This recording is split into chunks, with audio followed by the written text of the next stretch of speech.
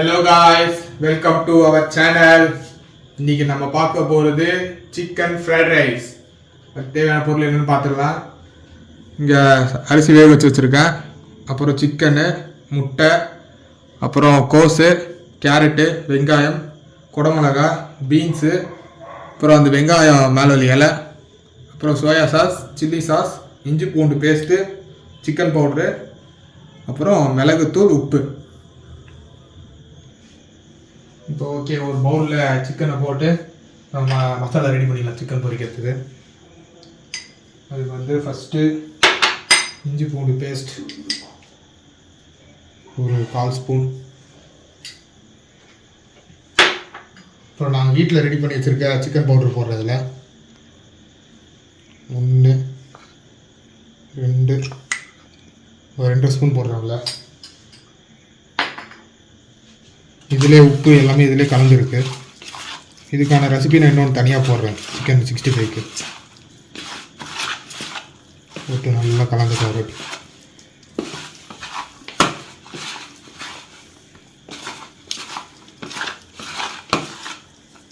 Okay, chicken இந்த அளவுக்கு சின்ன சின்னதாக வெட்டி வச்சுட்டு மசாலா போட்டு ரெடி பண்ணி வச்சுப்போம். இது ஒரு 5 நிமிஷம் ஊறட்டும். ஊறினதுக்கப்புறம் நம்ம பொரிச்சு எடுத்துக்கலாம். இப்போ அடுப்பில் ஒரு பேனை வச்சு எண்ணெய் ஊற்றிக்கலாம் சிக்கன் பொரிக்கிறதுக்கு.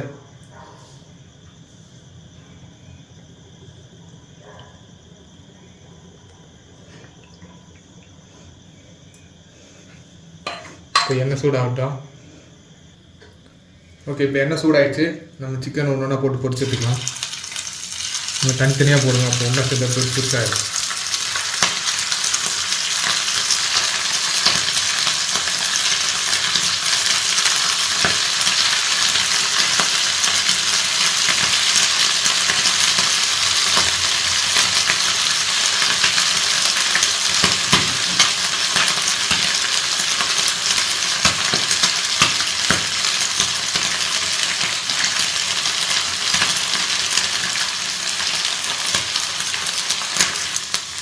இப்போ சிக்கன் பொரிஞ்சிருச்சு.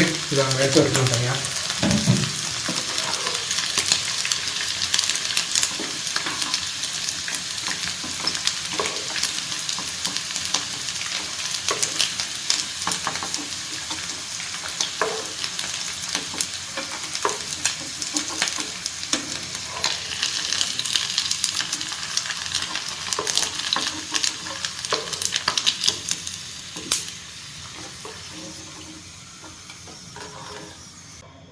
ஓகே, இப்போ நம்ம ஃப்ரைட் ரைஸ் கிண்ட ஆரம்பிச்சிடலாமா?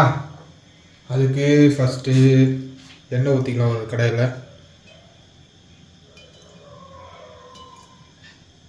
ஒரு 4 ஸ்பூன் எண்ணெய் ஊற்றி ஃபஸ்ட்டு முட்டையை கிண்டி எடுத்துக்கலாம் தனியாக.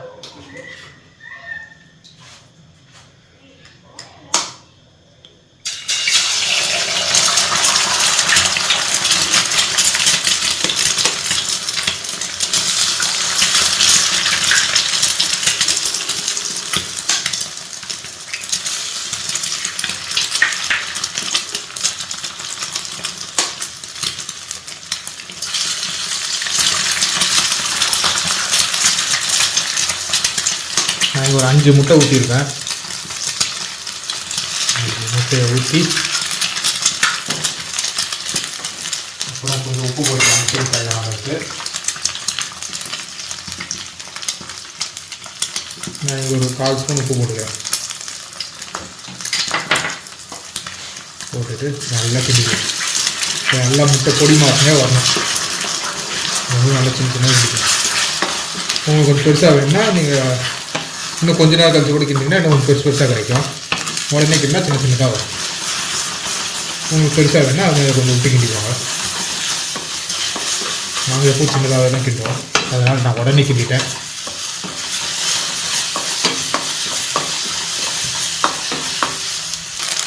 இந்த அளவுக்கு நல்லா முட்டை கிண்டினதுக்கப்புறம் நம்ம தனியாக எடுத்து வச்சுக்கலாம் முட்டையை.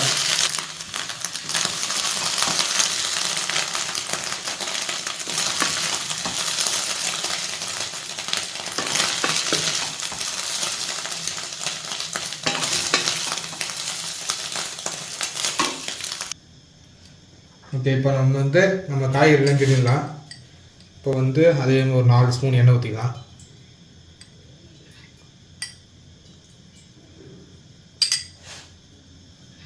அப்புறம் வெங்காயம் போட்டுக்கலாம்.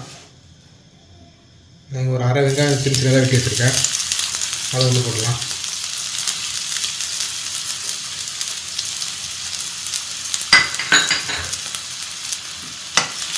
வெங்காயம் வந்து ரொம்ப வதங்கக்கூடாது, லைட்டாக வதங்கினா போதும். போட்டு சும்மா ஒரு 2 செகண்ட்.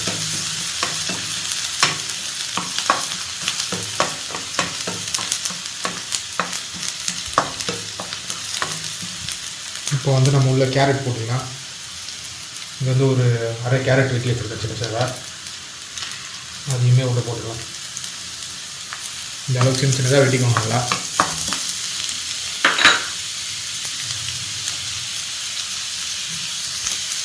அப்புறம் ஒரு 4-5 பீன்ஸ் வெட்டி வச்சுருக்கேன், அதையும் சின்ன சின்னதாக வெட்டி வீட்டில் சேர்த்துடலாம்.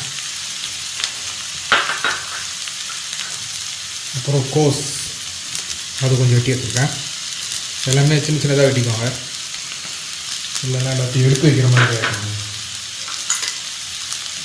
அப்புறம் இந்த டைமில் லைட் கொஞ்சோண்டு உப்பு போட்டுக்கோங்க அந்த காய்க்கு. அது ஒரு 1/4 ஸ்பூன் உப்பு. முட்டைக்கு தனியாக போட்டோம், இதுக்கு தனியாக சாப்பாடு வச்சு அதுக்கு தனியாக போட்டோம். இது வந்து காய்கறி மட்டும்தான்.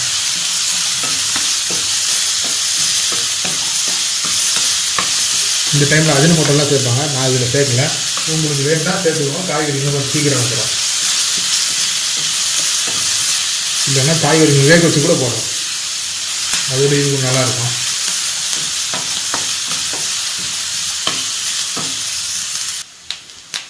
இப்போ இந்த டைமில் நம்ம வந்து குடமிளகா போட்டுக்கலாம். காய்கறி வந்து ரொம்ப வேக விட்டுறாதீங்க, இந்த லைட்டாக அந்த க்ரன்ச்சினஸ் இருந்தால் தான் நல்லாயிருக்கும்.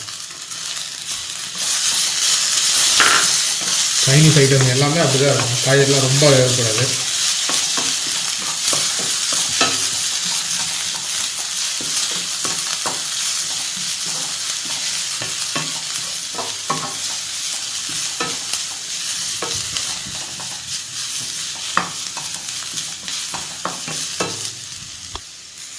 இந்த டைமில் நம்ம ஏற்கனவே ரெடி பண்ணி வச்சுருந்த அந்த முட்டையை உள்ள சேர்த்துடலாம்.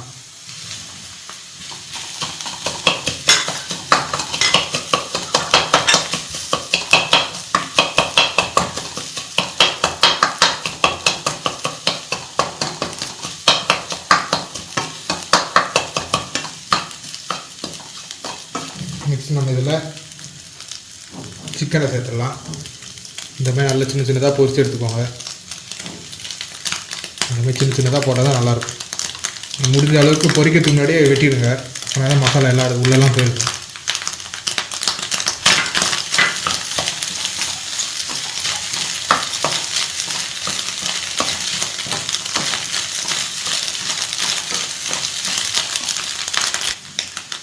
இந்த டைமில் நம்ம சாஸ்லாம் உள்ள சேர்த்துக்கலாம்.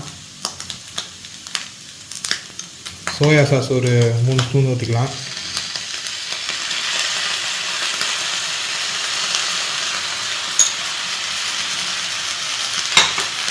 அப்புறம் சில்லி சாஸ் அது ஒரு 2 ஸ்பூன் ஊற்றிக்கலாம்.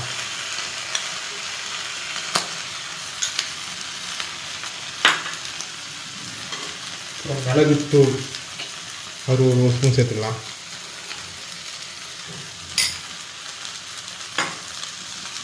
சேர்த்துட்டு எல்லாத்தையும் ஒரு நல்லா கலந்துக்கலாம்.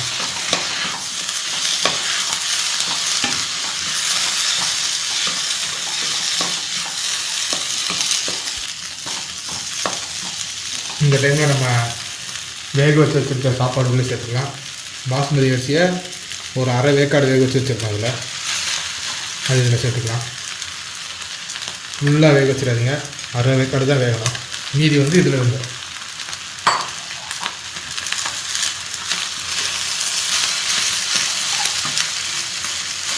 நல்லா மெதுவாக அரிசி உடையாதமே கிண்டி விடுங்க.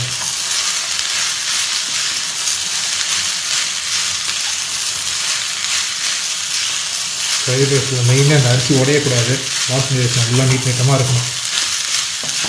பொறுமையாக அந்த அரிசிக்கு வலிக்காத கிண்டி விட்டுருங்க.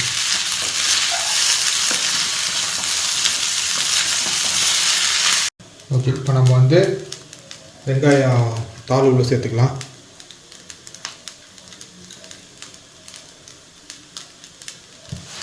அவ்வளோதான், ஒரு வாட்டி கிண்டிட்டு நம்ம ஆஃப் பண்ணிடலாம்.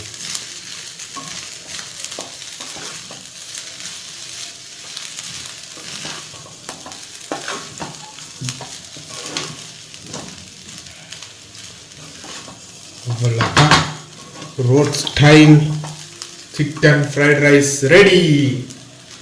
சாப்பிட்டு எல்லாம் ஜாலியாக என்ஜாய் பண்ணுங்கள்.